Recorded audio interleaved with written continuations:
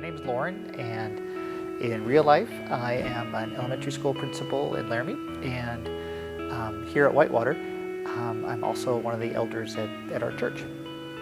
Well, I was a kid that always grew up in a church, and church was something we did every Sunday, and we all sat together, and it was a sort of church where things were very, very regimented. The number of the song that we're singing from the hymnal was on the wall, and things happened in the same way all the time, every week. And I learned all my Bible stories, and I learned how to be a good guy, and I learned how to do good things.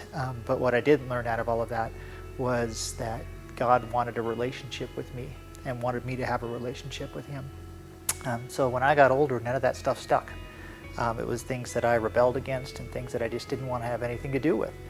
So there was a time later on when I was a college student where I was dating this girl who basically tossed me aside because I wasn't serious enough about my faith. I knew how to talk all of those things, but I didn't know how to do all of those things.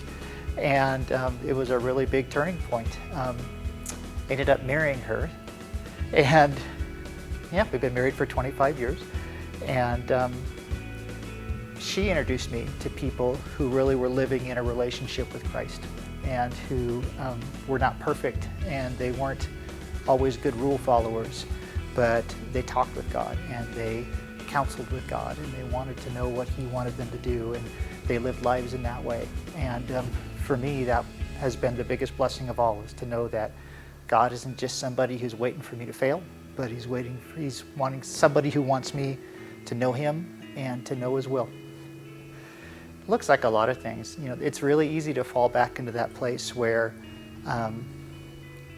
for me, it's really easy to fall back into that place where I just want to do everything right, and I want to do it all without asking God what He wants me to do. And probably some of the lowest points for me as a grown-up have been when I tried to do everything on my own. And some of the best times are when God breaks me of that, even though it didn't feel good at the time. And I have to live close to what He wants me to do. And most of the time, that's a really, really great, cool adventure.